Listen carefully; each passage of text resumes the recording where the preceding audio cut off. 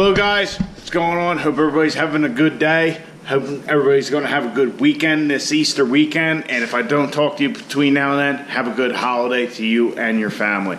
So, today was the first day having Caitlin back. Had her out this morning, took her to work. She performed flawlessly. It was just great to be back in that truck.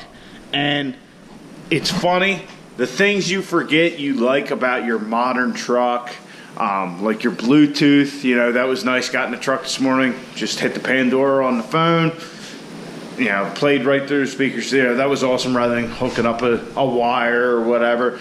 That, the remote start's another feature that I forgot how much I enjoyed. You know, I'm in the morning, woke up, making my coffee. I gotta go out, start the truck. Oh wait, no I don't. Double click, started right up. That's another one. And then on the way to work this morning, it was obviously a little chilly. And, well, not obvious necessarily to you, but here in Pennsylvania, springtime, it's chilly in the morning. The heated steering wheel. That's a feature that even myself thought when I first got it in the truck. I said, well, this comes with the Laramie package, whatever. It's stupid. Never going to use it. But the first time you do, you don't want to go back. It is just awesome. So, that's enough rambling about how good it is to have Caitlin back in action. So, what are we doing today? Today, we're going to try and diagnose our transmission controller issue with the race truck. So, if you guys haven't seen the previous video, what the controller is doing is it's actually sensing a speed change in the transmission, or it's thinking that the truck is moving when it is not. I actually have the laptop pulled up and the truck on. So as you can see, the speedometer change here is going all over the place. 0, 13, 8, 11, 14. It's just moving all over the place. It's acting like it's shifting, you know, first, second. So I want to figure out what that's all about. Now, I talked to Rick at Firepunk the other day, and he told me straight up, he says, that's above my pay grade. So basically he didn't know anything about it. It's kind of how I took it. Or, you know, that's more of whoever developed the item.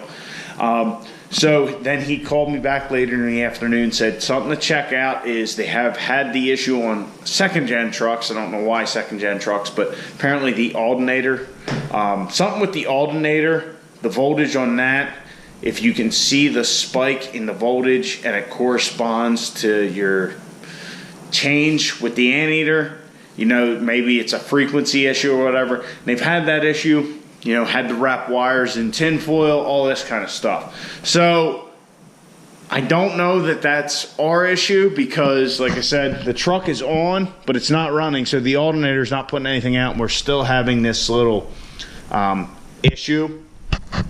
But I had the laptop hooked up when I just pulled the truck up to back it in the garage, and it read how it should, 0, it was good, you know.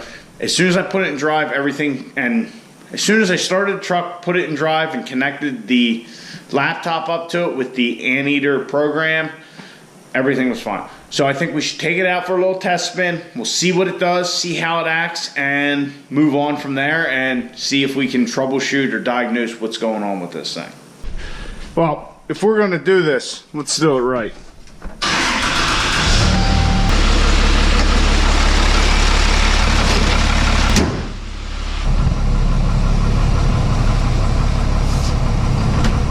Hood stack, engage.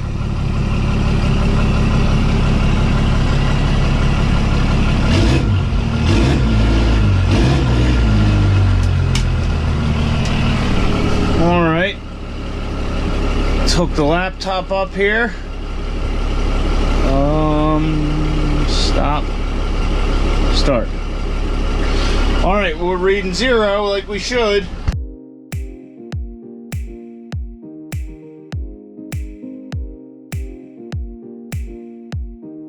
I've had the truck out and about for a couple minutes now. First impressions, I can't get it to act up, and the transmission does not like being cold. So I've made some tuning adjustments on the anteater software there for our shifting for overdrive, because it is a little smoky if you're in that area where it doesn't want to downshift and you want to gain speed, so it gets smoky, and I don't like that. But also to try and get it to shift. So we're going to see how that goes and see if we can at least get it to act up, which so far it hasn't, other than when we were just sitting there idle. In drive, it's been fine so far.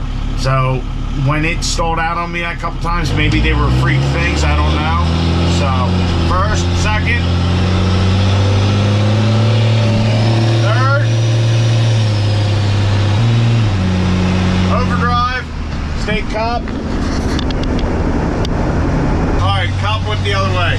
Turn the hood stack back on.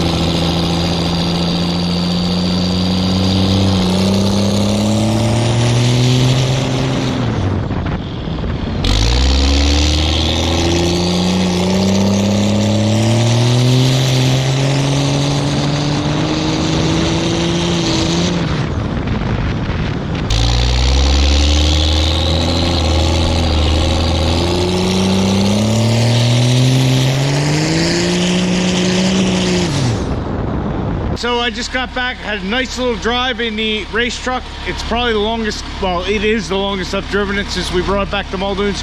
Absolutely no issues. It did not act up once. I did shut the truck off a couple times. The only issue I can think of is I don't think the transmission fans are coming on.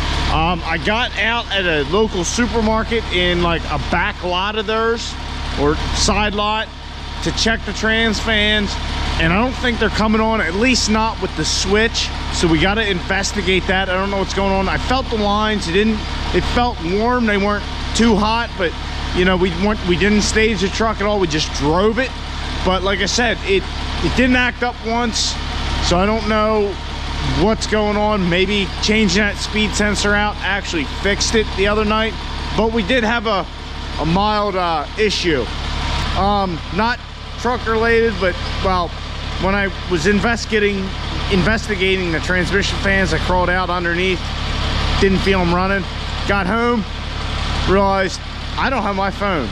So as you can see, I now have this pretty pink line, and I don't know, you guys are gonna be able to see it, but yeah, it's definitely cracked a little bit. Illuminated, you can't really tell, but yeah, right there.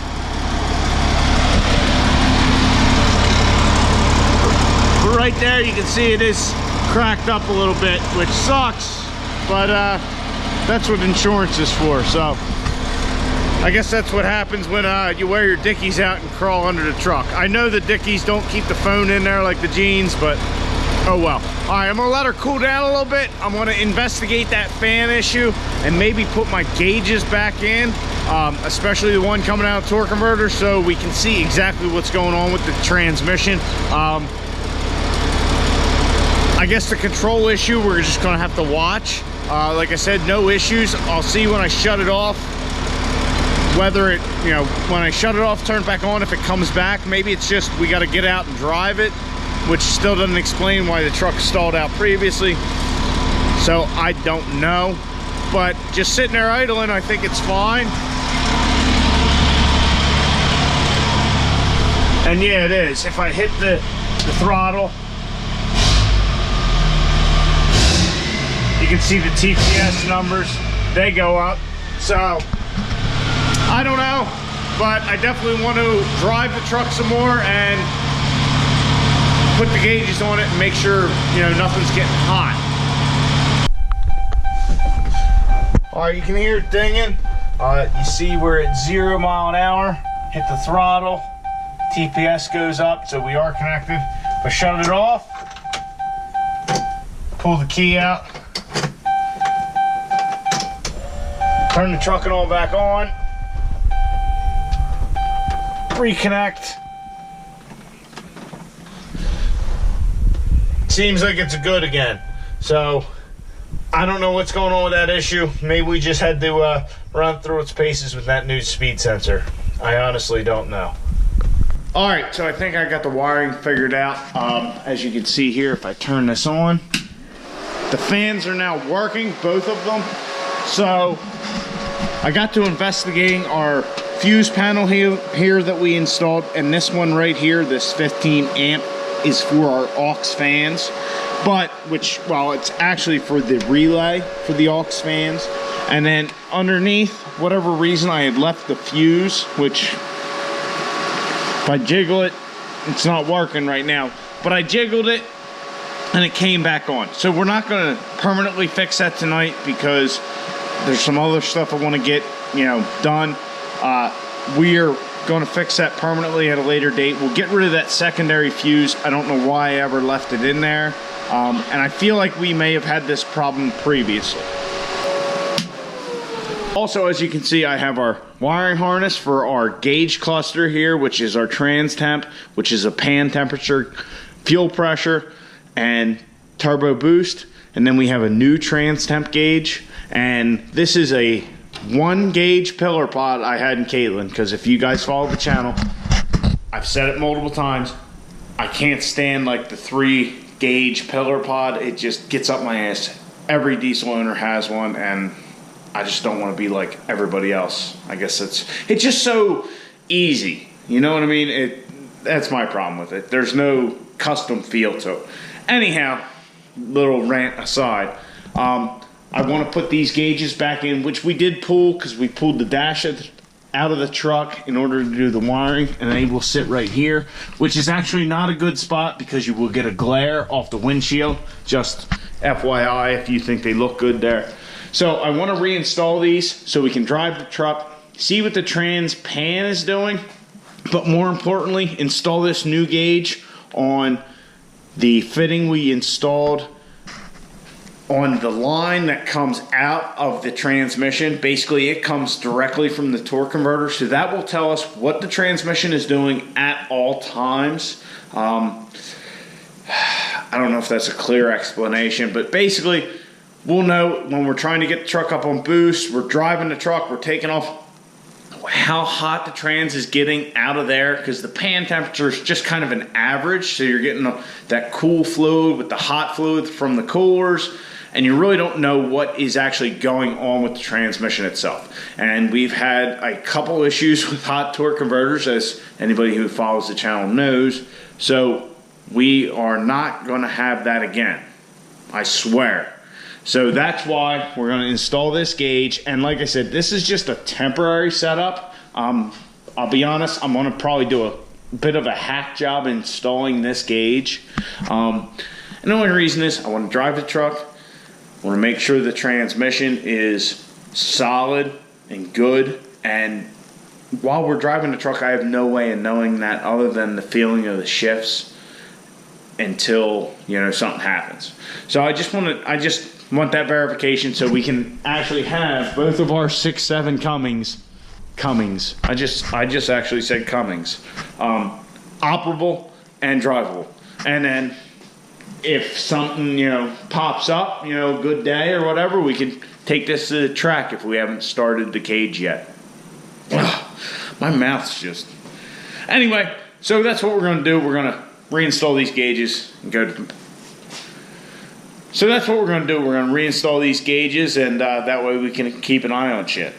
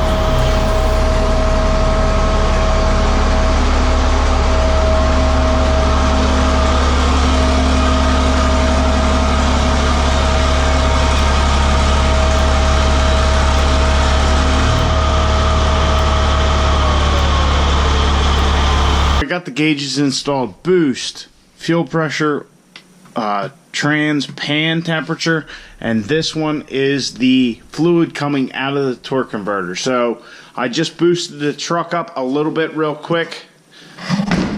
As you guys can see, that fluid temperature coming out of the converter will rise very quickly, and the pan temperature will not reflect that, especially with our coolers. I guess I did have the fan on for them. I don't think the pan temperature got above 130 or something, and you know, we started brake boosting the truck at like 160, and it shot up to 190 well after we had already done what we, you know, our little brake boost. So that just shows you the correlation, I guess. You know, like the pan temperature does not reflect exactly what's going on with the trans at that time. And honestly, the gauge we put right out of the transmission doesn't either, because the temperature was still rising after we got off the throttle. So it's just something we're going to have to learn about and figure out. I don't know how many people have a gauge like I just installed. Probably more than I know of, honestly. But it's all part of the learning process. So I know the video tonight's going to be a little erratic in the beginning and then not much at the end. I was just kind of all over the place a little bit, and then at the end putting them gauges in. I'm not even going to show you the wiring because I just kind of got it together as quickly as I could. So it's not perfect because it will be coming back out. I just want to drive the truck, you know, run it through its paces, you know, see what it's doing and all that. And I will kind of explain a little bit more about that in the next video, why we're kind of rushing through this and all that. And I'll either explain or you'll see, one of the two. But not exactly how I was expecting to go tonight, but it is what it is. So I'll explain in the next video, or you'll see why I kind of got on this rampage, why there wasn't any footage, because I just kind of got into it, like kind of got gauges in, didn't even think about the camera, didn't think about you guys, none of that stuff, just get them in, doesn't matter as long as they work, don't care what they look like, you know, wiring wise, and it is atrocious. I will be the first one to admit that, and I just wanted to get it in there because they're not going to be in there that long like that. So I hope you guys liked the video. If you did, please like it with a big thumbs up. Subscribe to the channel. I'll catch you guys on the next one. Get out in your garage. Get the wrenching on your truck. And if I don't talk to you between now and then, have a happy Easter.